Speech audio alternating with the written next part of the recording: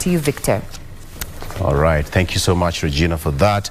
And at this particular point now, let's take a look at what we have on the front pages. But before then, later on in the program, we'll be having a discussion. The Chebukati-led committee team, actually the commission, is finally leaving office after 6 years contract. And with me in studio, I have got Daniel Orogo, who is already in studio to help me do that. Who is an analyst and a governance expert, as well as the only lady in studio today on set, that is Senator Gloria Orwoba. Welcome, and welcome to the show. Pleasure. Happy New Year. Happy New Year. How we'll be talking about Happy New Year until the end of January. Yes, now that we've not met. How is it so far, Senator? It's okay. Yeah, it's looking forward. I think it's going to be a prosperous year. Yes. Yes, very productive. Absolutely. Yeah. Daniel, we've not seen each other for quite some time. What have you been up to? Yeah, I think it's been eventful. Right. Last year, 2022, with the elections drumbeat. We got over it, and then we went for World Cup, and after that we went into holidays. Yeah. And then before we realized it, then people are waking up to scandals and all these election things, post-elections. So I am very optimistic that this year has got a lot in store for us as individuals and as a country, and as a globe. So we are just looking forward and being optimistic to it as well. All right. Yeah. More coming up shortly, but before that, let me take you through the front pages of the local dailies. Let me start with the People Daily. Chebukati 3, we faced dark days. That is according to Chebukati. He said that IBC bosses recount how state officers put them under pressure to alter poll results. A look at their tumultuous 6-year journey at the helm, and of course, what they think of their own performance, what report says on elections. That is according to the People Daily. Big rush for Form 1 places. Questions as over 148,000 seek admission in 2 schools with capacity to accept only 576 students. Okay, that is what's on the front page of the People Daily. That is that. Kabianga, Nanyuki, most sought secondary schools, and at least 148,827 students selected the 2 schools against a space of 576 available for admission. There was that rush. Where does that leave other national schools? On the front page of the Daily Nation, Form 1 blues for KCPE stars and parents. The Form 1 selection results announced yesterday drew jubilation among candidates who secured their preferred schools, but sparked protest from those placed in far-flung institutions they did not choose. Some disgruntled parents vowed not to take their children to these institutions, even as Education CS Machogu said the computerized process was guided by the principles of merit, choice, equity, and availability of spaces. What Machogu plans for junior secondary school mean? You can take a look at that story. And still on the front page, Chebukati's confessions. That is what is based on the evaluation report that he released yesterday, today marking the last day in office. On the front page of the Star, DCI officers plotted to kidnap Chebukati. Chairman hid in a room at Bomas as cops exchanged harsh words with Ruto's guards. The story continues on page 4 and 5, part of the revelations that Chebukati floated out yesterday. How Ruto's Nyanza trip has altered political terrain, thawed hostility, as well as many more. You see that story going on and on and on. This year's officers plotted to kidnap Chebukati. The attempt to change results took the form of intimidation of some members of the commission by members of the National Security Advisory Council to moderate results in favor of a presidential candidate. Interesting revelations there. Part of something that we'll be discussing in the next segment. And finally, on the Standard, dream schools that top KCPE pupils will join. We have that those who excelled in examination have been picked to attend popular schools, but unfortunately, teachers let down 37,000 pupils who did not select any school. Parents told not to pay fee for junior secondary school. And of course, part of it is that they'll be having different uniform as they join respective schools. Commissioners went into hiding after poll results again, captured here on the Standard. IBC bosses revealed that last moments after announcing poll outcome as chairman of Oloo Chebukati calls for thorough probe. Okay, so that is as far as our local headlines are looking like today. But let me start where we should, and let me start with you, Senator. The commissioner, that is now Chebukati 3, as we call them. We have Gochera 4 and we have now Cherera 3. Thank you. What do you make of this report? Commissioners went into hiding after poll results. The question is, what is the big issue with IBC every electoral cycle? I think the issue is not with IBC. I think the issue is with the culture that we have, our election processes and how we perceive an independent electoral body as the electorate and as politicians. That's the issue. You know, once you have cultivated and embedded a culture of always opposing election results, then it doesn't matter who you sit at IEBC, because there's already a culture that, you know, it's not transparent, it's not free, it's not fair.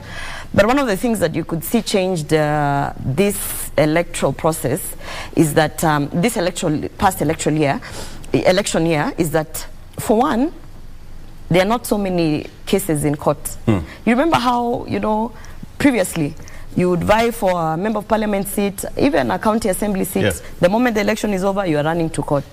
And I think some of the measures that were put in place in terms of now the judicial process, that before you go to court, you have to provide ABCD, you have to be able to give security in terms of who's actually going to pay for that process. Yeah.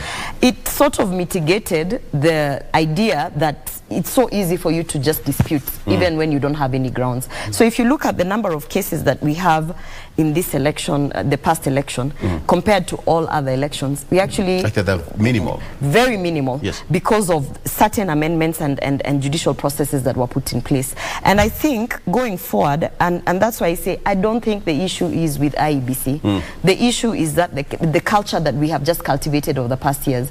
And you know, now, if you ask any politician who vied for office and did not win, if you ask them, how come you didn't go to court? And maybe the previous years they also lost, but they went to court and they disputed it. They'll tell you, first of all, the stipulations of the basis of disputing an election, the election results, have been clarified. And there has been sensitization. And as I said, the judicial process as well has been clarified to the extent that, you know, ukienda kotini, there are no grounds. Utashindwa, you're going to have to pay for that process. Would it be because it was precipitated about what happened in 2013, 2017, lack of proper evidence? No, I think what is happening, we are also developing in terms of our democracy, in terms of our elections. People are growing into what you'd call now the transparency and the democracy that should be. So for me, and you will see that with the coming in of the next IBC set of commissioners and whatever, because based on these past cases, even with the Cherera 4 and what, and the setting up of the Commission of Inquiry and all that, you would really have to think twice for you to feel that you are being asked to compromise your situation because of a certain political divide. So I think it's just, we need to change our culture in terms of accepting the election results. And as politicians, because it starts with the politicians, if the politicians actually showcase that when we go for a competition, there can only be one winner, then even the commissioners and the whole independent electoral body won't have to deal with a lot of unnecessary, I'd say, false accusations. All right, Daniel, what do you make of the report that was released yesterday? Well, I think the report is coming at a time when the country needs to know the reality of the outcome of elections. Victor, it is in the background of these that there is a commission of inquiry into the conduct of 4 commissioners, some commissioners post-electoral 2022. But permit me also to say that I agree with Gloria when we say that the admission by the chair that the commission has been on constant persecution every electoral year, you know, mirrors down further to our cultural, you know, how we perceive elections. But I think also more on how the processes that gets the commissioners there. You ask a question then, how do we have only a problem with IEBC, yet we have so many independent commissions and offices that do not really fall into a number of persecution in the process of executing their duty. So one is that IEBC stands at a pivotal point, because this is the commission that allows our leaders. It is the grind mill through which we get our leaders that lead the country. So that in itself puts IEBC Commission at a very difficult place, and at a spotlight when each and every member of this country looks at IEBC with a critical eye. I think secondly, like I've said, is how have we defined the procedures of getting commissioners to this important commission, you know, that regulates the incoming of the leaders that leads us for 5 or 6 years, others, you know, a number of years. So one, I think that, and I also agree partly with what Gloria said, that the commissioner and the chair of the commissioner, and I attended the report, you know, launch at you know, at Safari Park. So one of the issues that I saw there, and there are a number of speakers that were aligned to give credit, you know, to the performance of the commission, including the face representing the international community, you know, the EU observers, the head of EU delegation, the ambassadors and embassies here, that really give credence and 100% rating to the performance of the commission, you know, yesterday at the launch. But again, we are standing at a point where you criticize the performance of the commission based on where you are standing. Those who elections were nullified, or those who did not find it easy to make it through elections, when you ask them about the performance of IEBC, they will tell a negative spotlight on IEBC. And for those who went through that system and are in elective positions, will give a positive you know, rating to the IEBC. So one is that it depends on where you are. But further to it, and as I conclude this, I think it is part of the evolution of our democratic process. Okay, just hold on to that. Okay. Senator, you know, at the end of the day, the Chebukati-led team would not have all cameras lined up and, you know, it's all live and start giving all the negative accounts on what the commission went through. It was obvious he was going to give all the positive attributes about the commission and what they did. But to some people who went through the process, the way he's putting it, they have a different opinion about IEBC 6 years later. Well, it depends, because you see, if you ask someone what happened in Bomas, everyone has a different perspective. Yes. For instance, I was in the audience. So if I give you my account, I'll be giving you as a third party viewing what was happening, how the police were behaving, how certain people, you know, were behaving. Yes. If you ask the police in their capacity, they will tell you their perspective. So for me, I think IEBC really has gone through a tough time. And remember, the Cherera 4 were hired, was it a month before elections? Yes. And it is the 4 of them who actually went towards one direct, and they were hired, like we said, the processes of actually now getting the commissioners. That's something that we are looking into and we are actually reviewing, because we even have a special sitting this Thursday at the Senate for certain amendments on the IEBC, the you know, who's going to make up the panel of the just a vetting. Snippet, what's containing that the process you're going through? So the process, there is an amendment. A proposal, that, yes. Yeah, there's a proposed amendment on the different people who are actually going to make up the panel of the vetting of the commissioners. You know, now the commissioners will be coming in. And I think that's an important starting point, because the people who vet, the panel that actually vets the commissioners that come in, we are looking at transparency, we are looking at people who are non-biased, so that it's not like you're going to have one particular person, for instance, the executive just coming in and saying, I'm going to put in this, my commissioners, as we have seen in the past. And, you know, when you start from there, for sure, it will affect the independence of the commission in terms of the process of actually getting the people in there. So, and those are some of the amendments that are being looked at in the special sitting on Thursday. And I think what's refreshing is that for the first time, we are actually not waiting until it's 6 months to the next general election for us to change what needs to be changed. And that brings a lot to political interests. Yeah, and you know, one of the recommendations that the report came out is that, you know, for instance, the commissioners should be hired 2 years before the general election.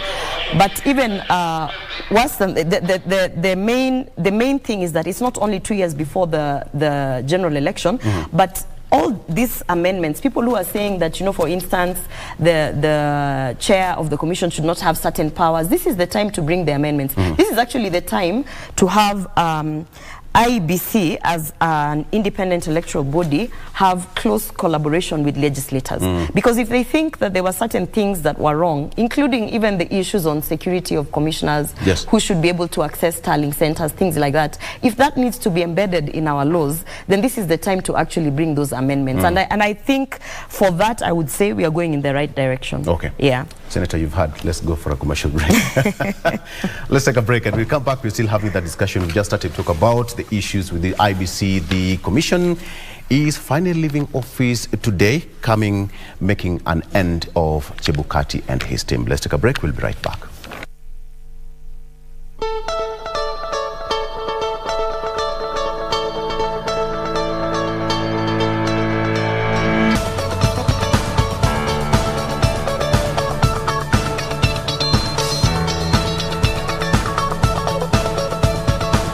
All right, karibu sana. In studio I have got Daniel Orogo, who is a governance expert and a political analyst, and nominated Senator Gloria Orwoba. So let's get back to it. Daniel, Boya Molu said that IEBC office is not a place of the faint-hearted. Of course.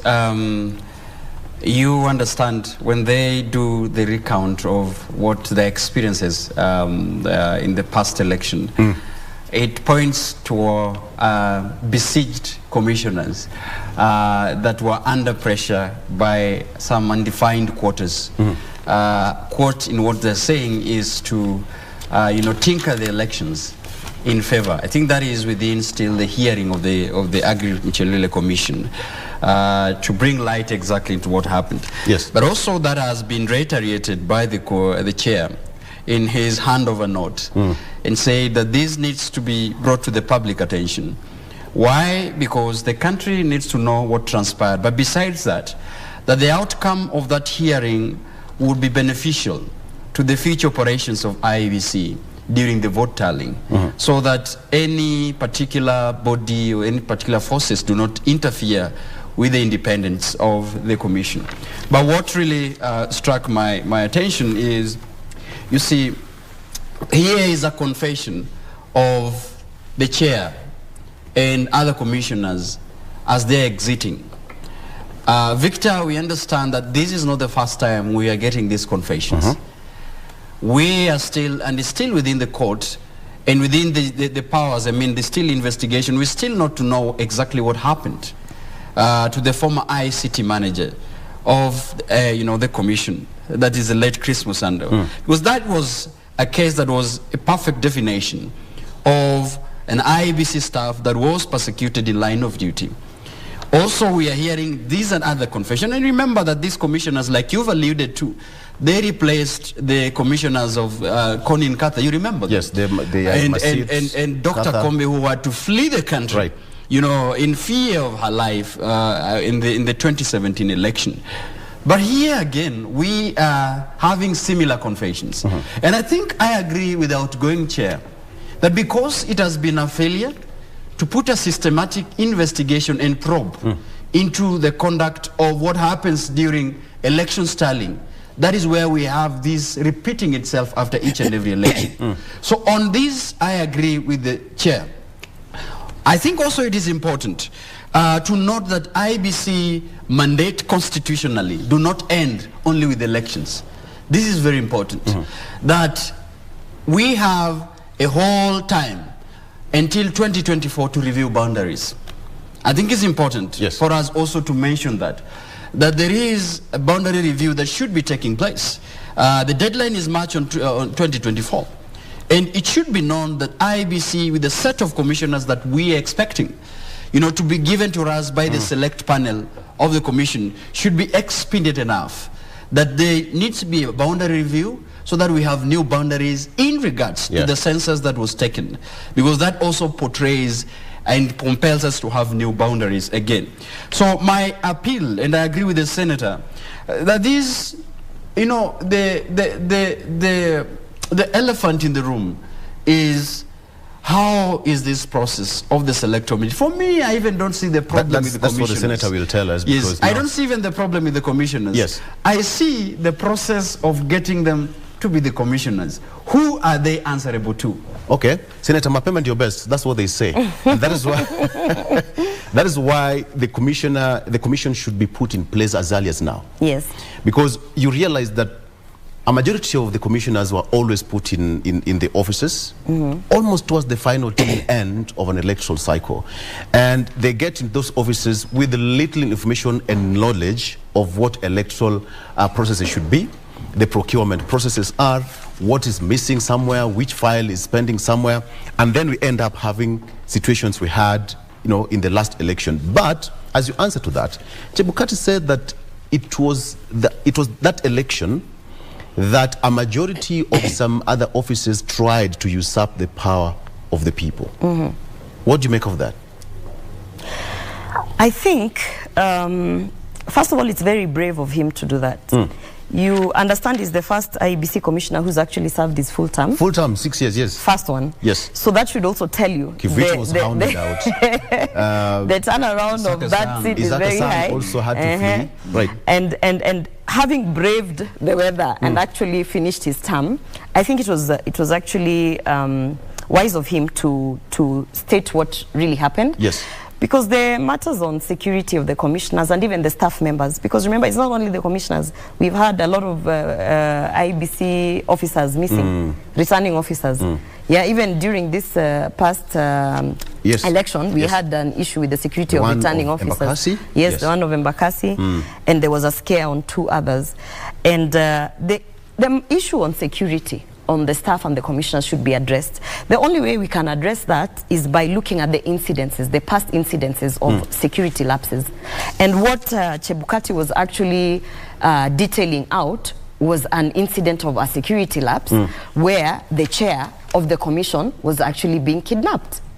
So, you know, you have to tell that story for anyone to be able, even if they put up a commission of inquiry, they will then come out with a report. This is what happened. This is where the loophole was. This is what we can do to mitigate risks such as this.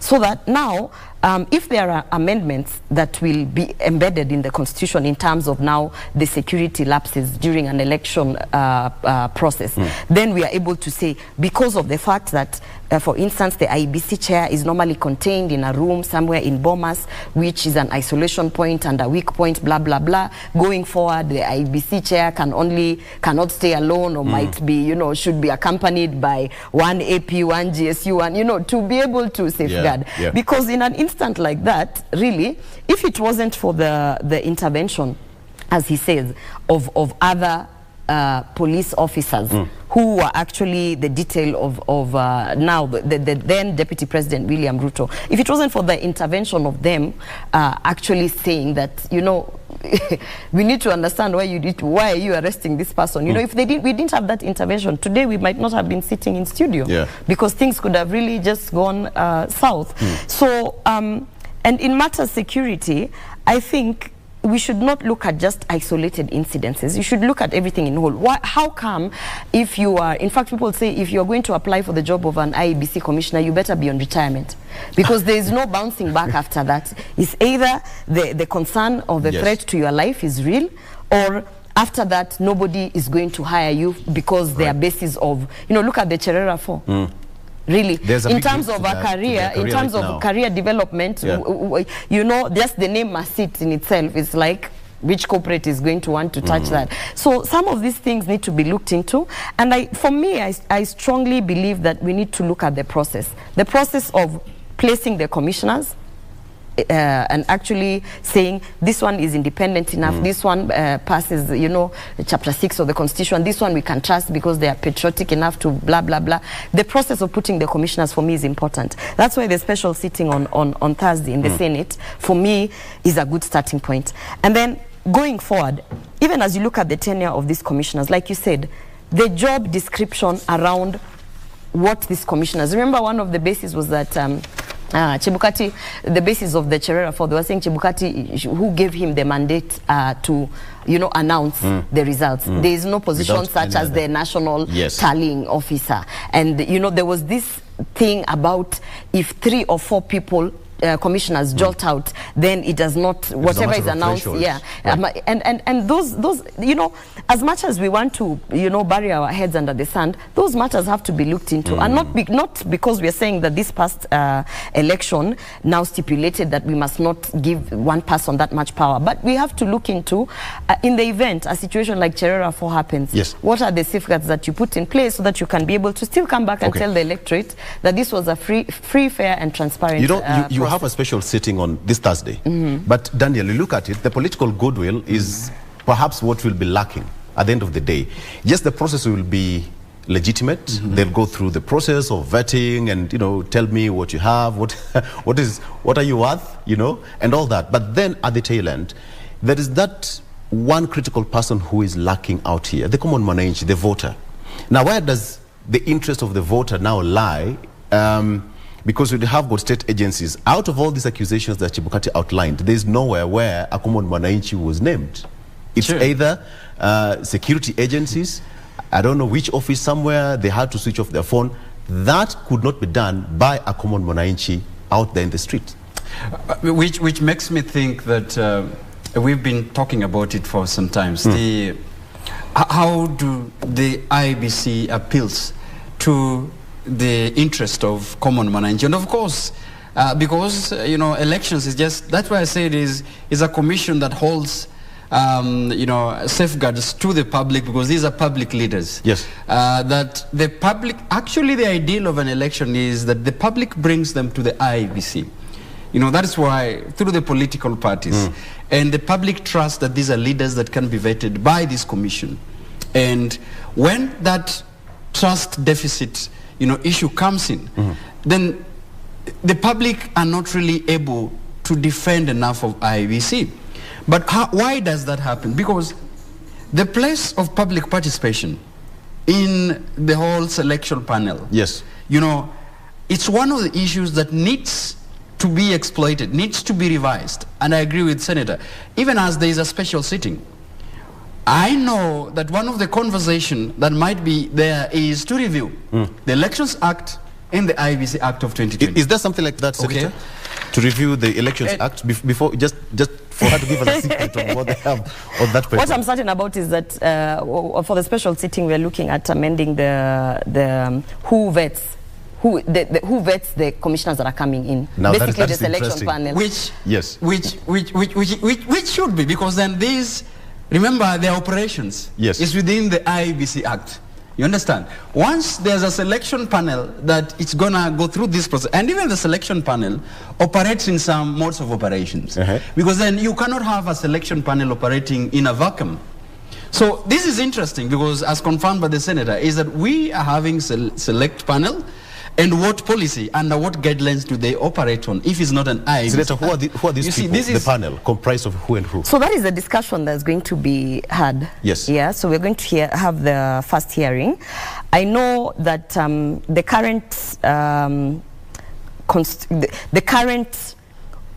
the panel is actually, in terms of the constitution currently, is formulated by different. You have the religious leaders, you have this, and one of the elements that I know is being included or is being proposed to be included is that you will have political parties also placing one person in there in the vetting committee. And this is how I feel about it. I think because it is the same political parties that are always trying to say that there's no transparency within IEBC. It's the same political parties that keep castigating and saying that these commissioners have been, they've basically decided to be rogue. I think, in my opinion, that it is a good idea to then have the same political parties have someone in the vetting committee, in the vetting panel, so that they cannot come back again and say, you know, you gave us a rogue commissioner. Now present it to the commission. Because basically it is having them play a role within the whole process, yes, such that they cannot come back and say, you know, the issue we had, for instance, with Cherera 4 that didn't fly, is that throughout the whole tallying of the results, they were part of the process. They were part of receiving the Form 34As. They were part of announcing the results.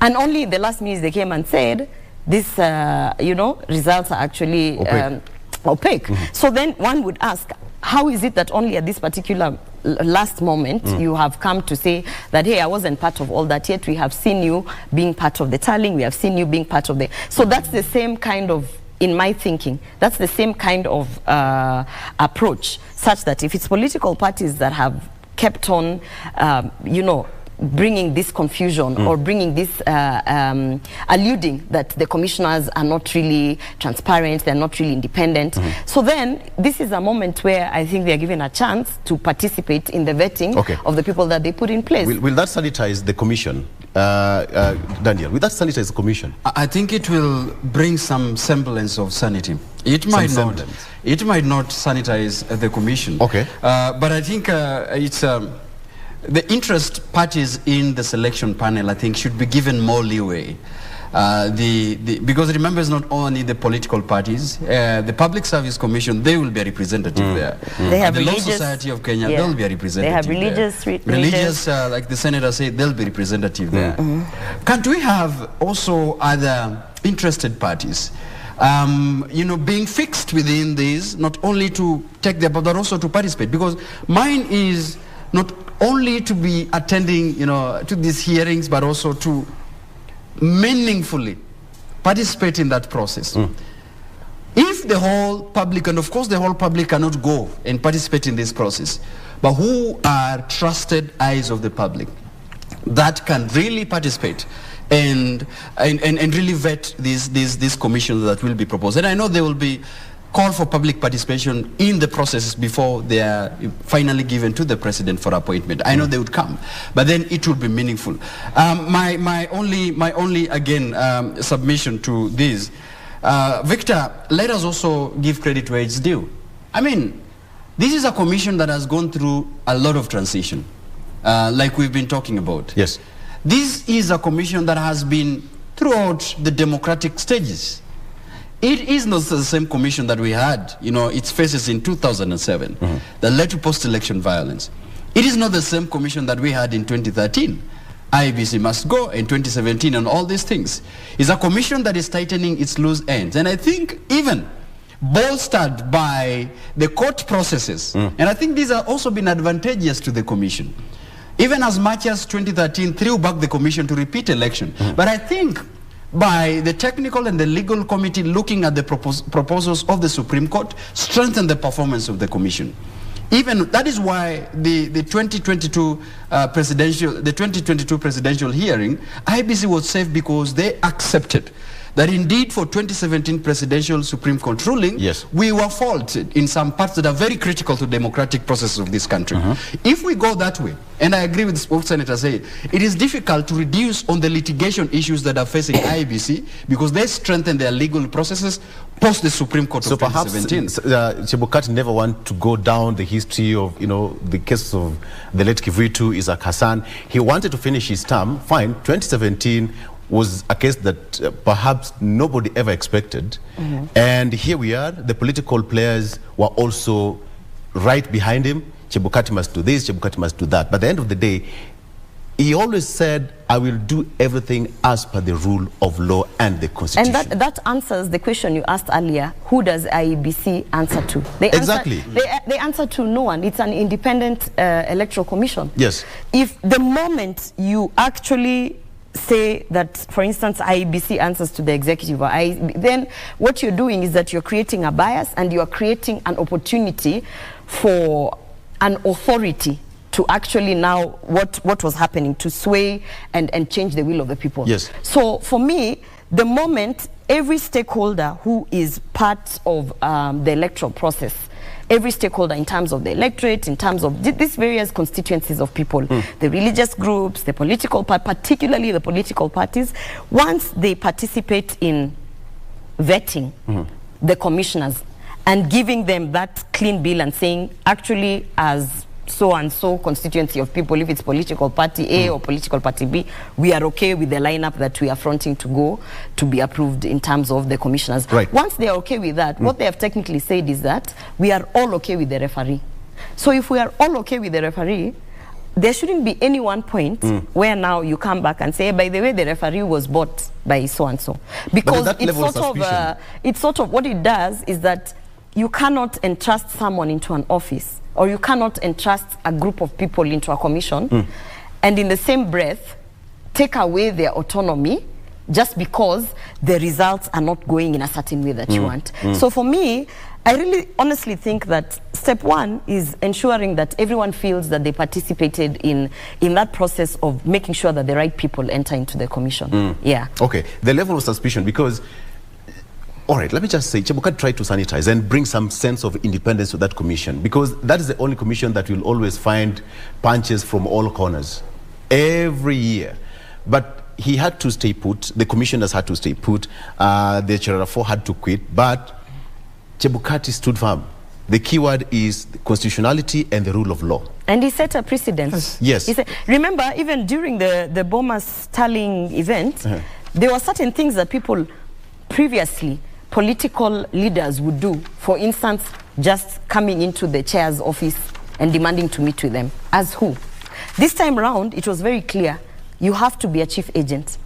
You have to be a chief agent for you to sit in certain meetings. You have to be a chief agent for you to... So he set a precedent such that, I mean, if you're a chair of an independent commission and suddenly you're receiving orders from above, you're receiving people at your door saying that they have been sent by the National Security Committee. The sudden they are politicians who, because they think they are popular enough, they can just go on stage and take a mic and sort of, they set a precedence. And now we even know in future, particularly myself and others, that, for instance, if you're not a chief agent, you have no business being in certain areas. Okay.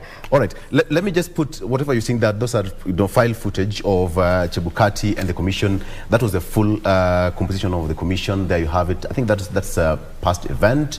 That's when Justice Nangaya, the Chereras of this world, and there you have it. Bomas of Kenya. This is completely nostalgic. I mean, we can always remember. It's a reminiscent of every time the Bomas is always converted to a battleground.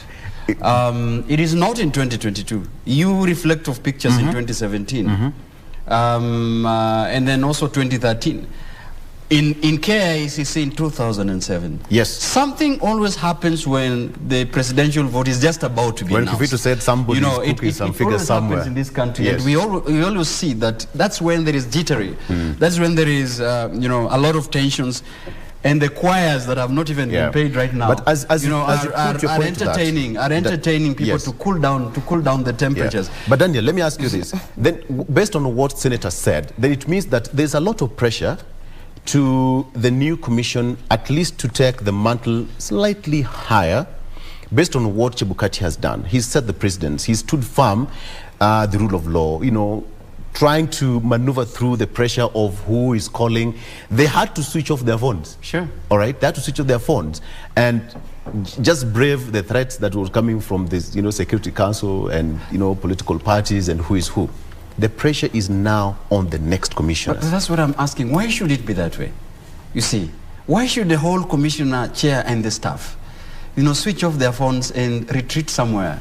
Because there's pressure and there's tension and there's fear of kidnapping. It's simply because I think the senators clarified this very well. Is that once these people are put into position by some certain processes that expect them to deliver in the way. Because that's what I'm saying. Where does the buck stop? Who answers to who?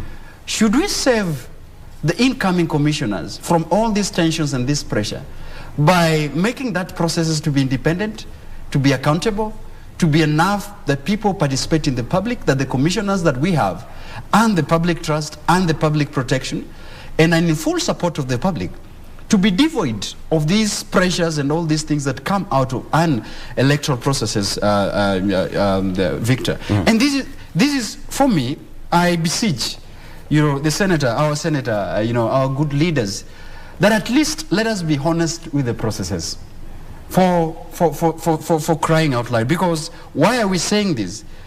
It is our wish as the public, as citizens of the Republic of Kenya, to have an election that is free and fair, and like the one that we have, pending this hearing, the one that we had in 2022. Should we set a precedence where we are having an election that the outcome from the president to the member of county assembly went through a process that is transparent, that is accountable, that is credible, that is free and fair? Then I think it also saves us a number of resources that we could have wasted. For example, in litigation. For example, the money that goes towards, hearings and these court battles and all these things.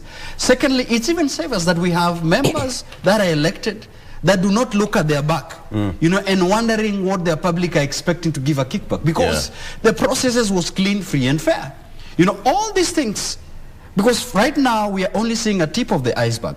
What we are talking about here is having commissioners that are protecting themselves in the secretariats and in the discharging function at the IBC, here at Anniversary Towers. But we are leaving a big chunk behind that goes towards meeting the public expectations. And that is delivering what leadership are required to do post-election period. Right. Senator, although I think, to be fair, the public has always had trust and faith in the commission. As a matter of fact, until that very day of the announcement, you could tell that there's no group of people who are sitting somewhere saying, hey, commission venye naiona. There wasn't. So the public most of the time is generally misled by rogue politicians. So, I mean, until we had the split, the public was following every day, tallying. The best thing about this past elections is that there was nothing about closed servers. Everybody had the results. They go back, they sit, they add, they deduct. All you needed was a calculator. So in terms of transparency, I think that they really, for me, they found a solution where, if there was a discrepancy. Personally, I was at the we had our own, the UDA, like one of the tallying centers. And I was in charge of Nyanza, and I can tell you, the moment we got our Form 34As from our agents on the ground, because all it needed, now we were in 2022, then we're in 2023. So by the time we are done announcing, most of those announcements, first of all, because Raia kwa ground, they didn't want to be cheated. They were even recording with their own devices when the returning officer was announcing. So the moment the form, it was announced like this and the copies of the forms were given, we had a photo sent immediately. So we were actually tallying in real time. You understand? And the only thing we were doing now was waiting for IEBC to upload their Form 34As and verify if it goes the same with what our agent actually was given by the returning officer. So I think, in terms of transparency, by the way, this is the first time, in fact, if you go down to the ward level and ask people, how did this election go? They will tell you, these are the true winners. In fact, that's why saizi unasikia there's a lot of memes of raia wasikudanganye, because at the end of the day hawatakupatia kura. Because technology also played a really big role in terms of just enhancing that transparency. So I think, you see, for me, every election cycle, you learn a few things. In 2007-2008, after the post-election violence, one of the things we learned after the Nusumkate was we actually must ensure that the next election has to be free, fair, transparent, and blah, blah, blah. Because nobody wanted to be in a situation where there was post-election violence. No political leaders wanted to be in a situation where they had to sit in a room and do power sharing, yet they felt that they won legitimately. So you could tell that from 2007 to 2013, there was some sort of, it's like an improvement in the process. To 2017, when now the issue of opening the server, close the server and whatever. And then 2022, now nobody is asking anyone to open the servers because the servers were literally in our hands, So I think now these processes that now we are looking into in terms of just the constitution of the selection panel and how to ensure that now the commissioners do not come on the last minute and go rogue, because that was the biggest challenge that we had in this election cycle, was that how do you now explain when you have 4 commissioners who were just hired 1 month into election, yes, through a gazette notice, through, you know, and then they suddenly say that there is a lot of opaqueness and this and that? Do you know that we had to spend taxpayers' monies to actually go and recount a couple of boxes, you know? At the Supreme Court, right? At the Supreme Court. And I'm telling you, I was also there in the Supreme Court. Okay. We were counting. So and at the end of the day, right, when you look at the monies that we spent, just because there was this issue of not ensuring we have the right people at the commission, is too much. And that's what we need to fix. Yes. Let's take a break. When you come back, I'll still need to ask you, moving forward, what do we really need to do to have the independence of that commission so that at the end of the day, there is no level of suspicion from the political cycle, from political class, the Mwananchi, and even the security bit of this particular country of ours that we love so much. All right, let's take a break. When you come back, we are coming to the final bit of this discussion with these great minds in studio. We'll be right back.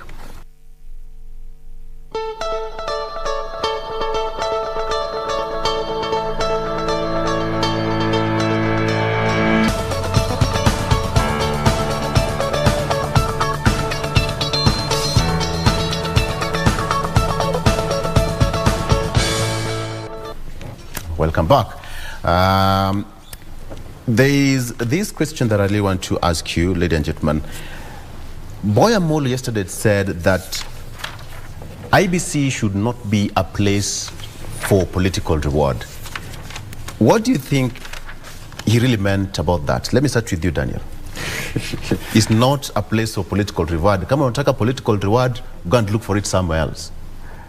I think what he meant is that we go back to the process. If you are sponsored or you are ascending into the commission's, responsibility was tailor-made or was spearheaded by certain political headquarters or certain political, grounding, then it means that you will be expected,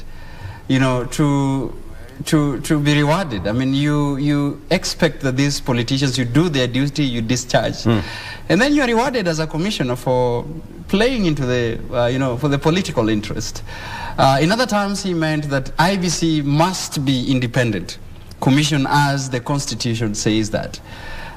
Secondly, I think also it was visible, because I had the advantage of, listening through their speech.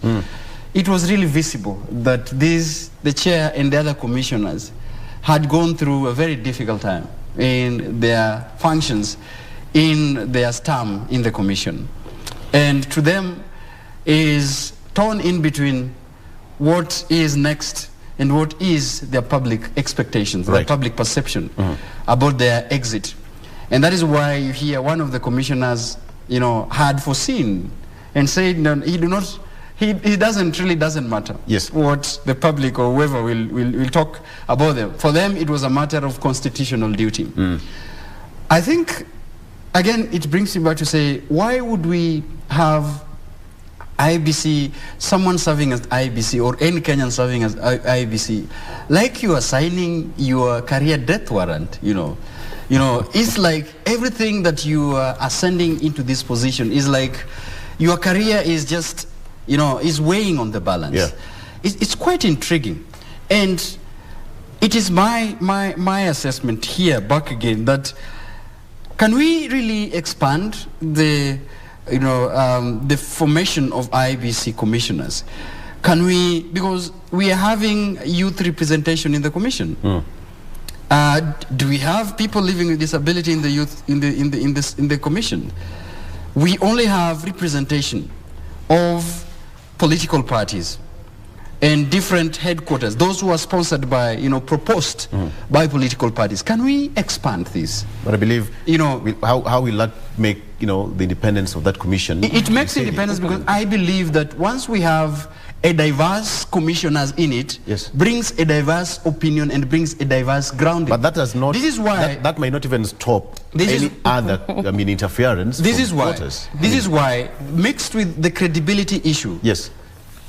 If we have the stance by the IBC Commission and the chair of the commission, like you've alluded to, having undergone through these currents, but still sticks to the constitution. Yes. It is something that is worth desired. How then did we get Wafula Chebukati as the chair? And we ask ourselves, where did he come from? Apart from, you know, running as was it an MP in 2013 with ODM, and then that selection panel and come back as a chair? The persona and the people, the qualifications we get, and goes back to the processes. How do we rigorously vet these people and still come back and have the next commissioner equally representative of the Wafula Chebukati? All right. For me, I think that is something that is worth desired. Senator, it's not a place for political reward. That sounds like the politicians play a bigger role in the selection panel, who is going to take which position, and how an electoral result, which direction it should take. So, for clarity, the proposed amendment reads that the selection panel shall consist of one man and one woman nominated by the Parliamentary Service Commission, right? One person nominated by the Public Service Commission, one person nominated by the Political Parties Liaison Committee, and then one person nominated by the Law Society of Kenya, and two persons nominated by the Interreligious Council of Kenya. Okay. So when you look at that, I think you've really covered a huge ground for you to be able to say that that is going to be an independent commission. Because we are looking at Parliamentary Service Commission. It means the type of people that they'll be looking at, people who understand governance and whatnot, you know. When you look at for the Public Service Commission. For the Parliamentary Service Commission, again, it's the understanding of the legislative arm, right? And then when you have the Political Parties Liaison Committee, that committee constitutes of all political parties in Kenya. So therefore, they have to actually agree amongst themselves that as the political parties of this country, we are nominating this person to go and vet the people who want to come in as commissioners. And then you have the Law Society of Kenya. Most of the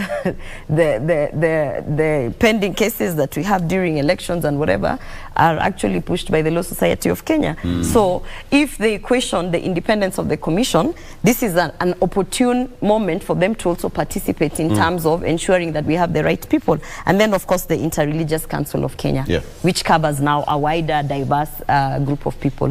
So for me, I think really, if we change the culture and we look into these processes, I think we're heading in the right direction. There's a question you asked about, I don't know whether you asked it before or when we were on break. Is there anything that Kenyans felt that they should have had from yes. Chebukati? Certain answer that probably Kenyans really wanted to get or have always wanted to get, but they have not received it yet to this date. I think aside from the curiosity of what really happened at Bomas, which Chebukati tried to explain generally without giving much details, and I believe actually, you know, if we put up a commission of inquiry, I believe that Chebukati will be willing to come in and give the, you know, details, the account, any step by step of everything that happened. And I mean, the forum yesterday was not for that kind of, you know, information sharing moment. But I think if the commission of inquiry is put out, Chebukati is willing to give more details of what it meant to be a chair of IEBC. But I think Kenyans got the gist of what really was happening. And, you know, thanks to technology, again, I would say Kenyans can actually say, this is fake, this is verified, because we saw images of certain members of the National Security Council actually going to Bomas at different places. Now we are even told there is a CCTV of you know, the meeting that was held in Yaya Center Towers. So, you know, also technology is helping to give this whole thing transparency, such that when we are moving forward with amendments or putting in regulations, we'll be able to say, you know, based on past incidences, we have to absolutely do ABCD. Absolutely. Yeah. Then I do really think now the whole commission, led by the, you know, that's now investigating the Cherara 4, their finding will hold some water at the end of the day, because now, you know, the commission is doing its work. The commissioners, again, they're having a special sitting to get new commissioners. What effect will it have, therefore? Well, I hold into the view that the commission of inquiry, I think that was, you know, the selection panel was appointed by the president, right? The Agri Michelile led, you know, commission of inquiry. Remember that other commissioners, resigned. Did not face the inquiry. Only the commissioner Masiti is facing that, commission. The outcome of that commission is very important because, the constitution of the commissioners would require that these are full commissioners to IEBC. Yes. The fate of the commission of inquiry is not yet known. It's either it will find Masit, innocent and vindicated of the accusations, or that the commission of inquiry will find her culpable of what happened and propose other measures towards her. So I think the prudent thing to do legally is, I think, to hold on and wait for the outcome of the commission of inquiry. Yes. With that then would guide the selection panel on the way forward, on what are even the proposals, even as the Senate have a sitting, what are the proposals that are coming from the Commission of Inquiry to even try to, seal these loopholes, that are always emerging in the election processes.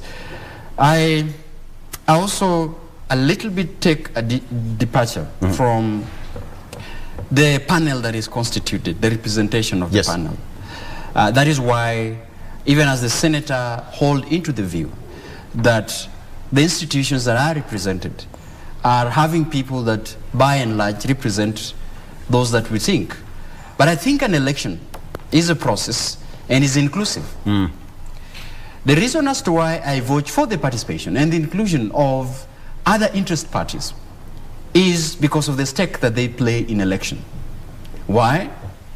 Yesterday, the commission alluded to the fact that even as they campaigned to mobilize and register 6 million voters before, the deadline was over, they were only able to do that register 4 million new.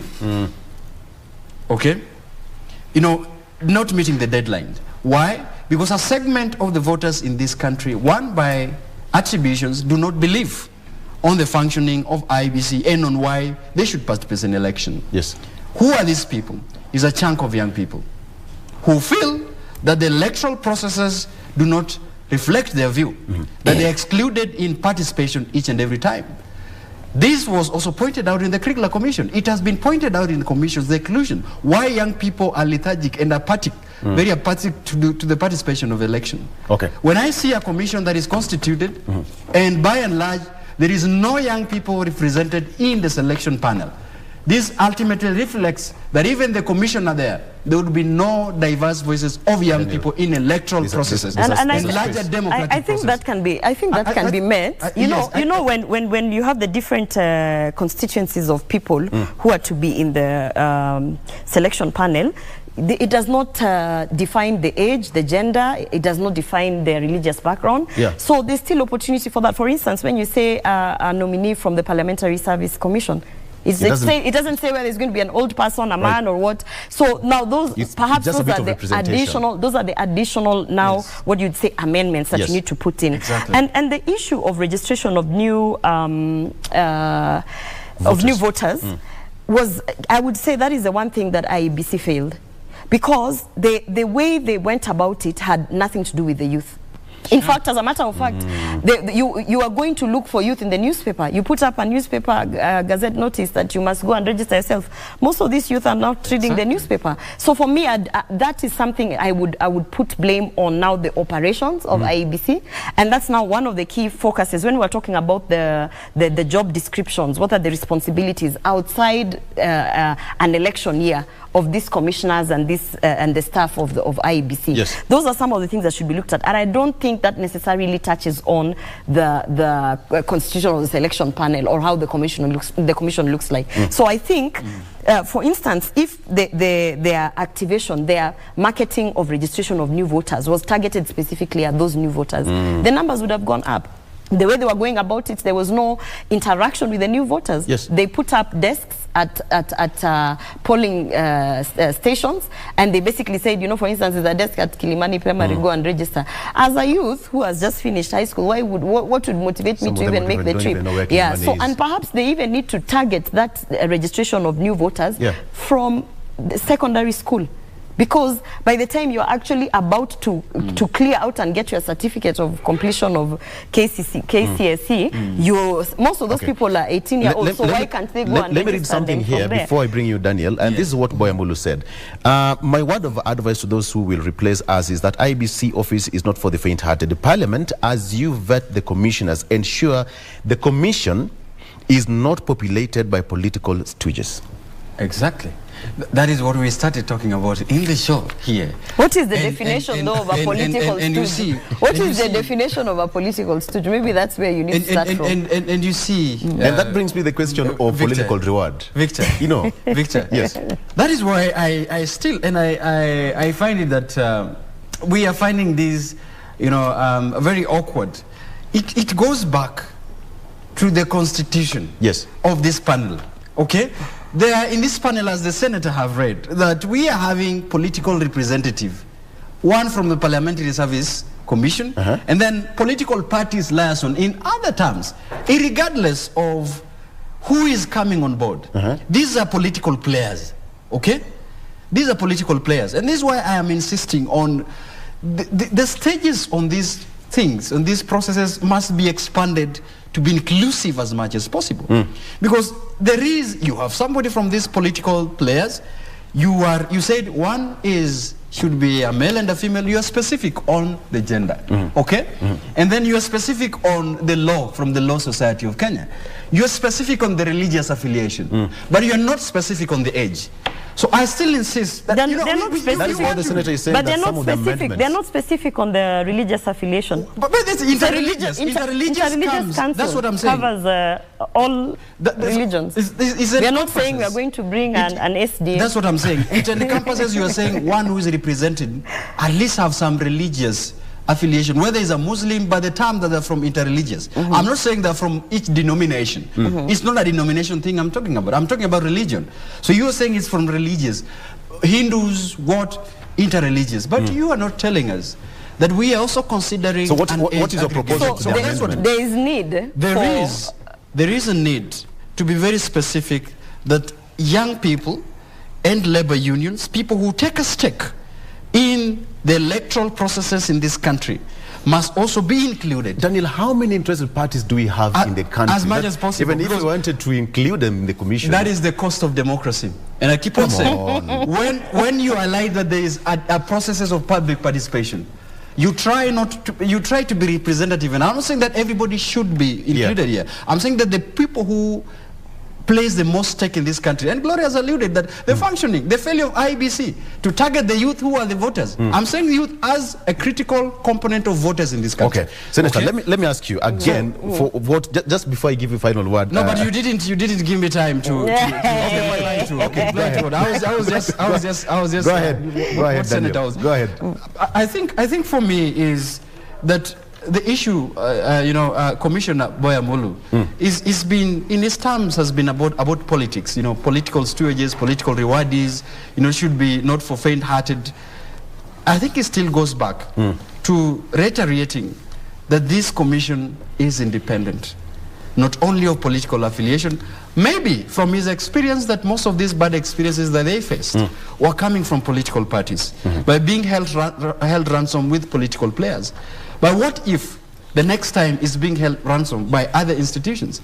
So I conclusively say that apart from him talking about political rewardees and political other things, can we now divert and say that this commission, by the powers conferred by the Constitution of Kenya, it is independent office. It should be independent. It should be reflect independent. Thank you, Daniel. Let me give you some what Chebukati said. We also found an institution that did not have policies and procedures, and so we set out to establish policy manuals and standards operating procedures to address systematic challenges within the commission system and operations. My question is, IBC will always be found flat-footed. The registration of new voters, sensitization, we have things to do with the delimitation of boundaries still pending again, and so much more. When will this commission be ready? You know, you can never be 100% ready because. But at least there's some. No, because some standards should be met. because first of all, every single day that passes, there has to be some improvement in your processes. Yes. In your standard operating procedures, in your policies, because every time it's changing. And there's one thing that that you mentioned, that, you know, we shouldn't have political stooges, we shouldn't have political people who are affiliated, but the whole process of electing leaders is a political process. And you cannot say that you're going to participate in a political process, but you do not want the politicians involved, you don't want political analysts involved, you don't want the political class involved. Because, you know, when you do something like that, what happens is that you end up, for instance, putting out legislations that cannot be politically executed. For instance, the two-third gender rule is a super nice, great law that we put, but it is a legislative solution to a political problem. Now, if you had politicians actually participating in drafting what it looks like to make sure that women are elected, then they would come up with sound and practical political ideas that would actually solve the problem. But then you have legislators coming in and saying, and when I say legislators, I mean just legal experts coming in and saying that we need a two-third gender rule, 1/3 must be of a certain gender, and that is the constitution. That's why every single term that comes in, we have an issue, and the quick fix is just nominate more senators. I'm a nominated senator, and I can tell you one thing. As a nominated senator, sitting in the House right now, I still have to fight for me to be in spaces where, as a nominated senator, to represent the gender, the women, that I can actually now give my contribution. For instance, there are certain meetings that you cannot sit as a nominated senator. It is not written in law, but it is a culture that is there. So now, when you have a legal solution to a political problem, the legal solution is nominate more senators, right? And the political problem is we don't have many elected women as to at least reach the 1/3. There's a conflict because now you'll end up nominating so many women coming in so that you can meet the legislation that says two-third gender rule, but in essence you will have the same women being excluded by virtue of the fact that they are nominated senators, being excluded from the policy and decision-making table. So at the end of the day, when you sit down and you actually assess what you've done, it's like, yes, we have representation by site, but we do not have the actual representation where we need them to bring in the ideas. And that's why I say, for me, on the IEBC issues, you cannot go around it and say we don't want any political things. This is a political process.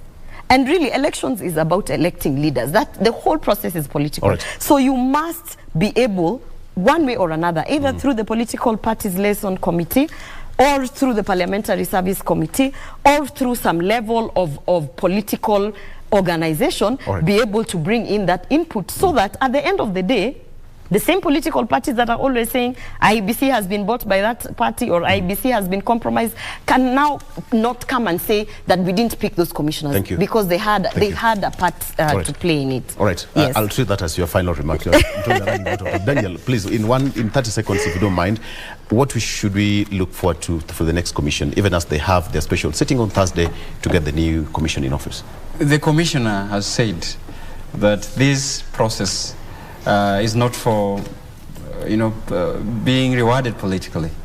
It is a political process, and the senator, that's fine. We know these are political processes because people get there politically. The selection, the nomination, everyone has got an interest. Let me tell you, everyone has got an interest in commissioners, including even the citizens of Kenya now. So we are seeing a situation where the process, as much as is political canvassing, but I think it should not be a process that is horse trading politically. Thank you. I still insist on that issue, that you expand. Thank you. Right. You know, the selection panel. For you. You are talking about the youth, and you're so passionate about the youth. The commission is still open. Go and grab a position. I mean, yes, that goes that. They have a whole youth department, by the way. Yeah, there's IBC youth coordinator. There's an IB youth department. And by the way, the IBC should be very explicit. Is explicit that we need also youth in the panel. We are totally out of order. Mambo ni mengi Masandio Chache. Masandio Chache. Thank you so much for joining us. Let's take a break. GMK still continues. Ram Aguko has a very interesting topic on entrepreneurship. Daniel Orogo, political analyst, thank you so much for coming, as well as Senator Gloria Orwoba. Thank you so much for your valid time, and you as a viewer for your valid company. See you. Good morning. Thank you.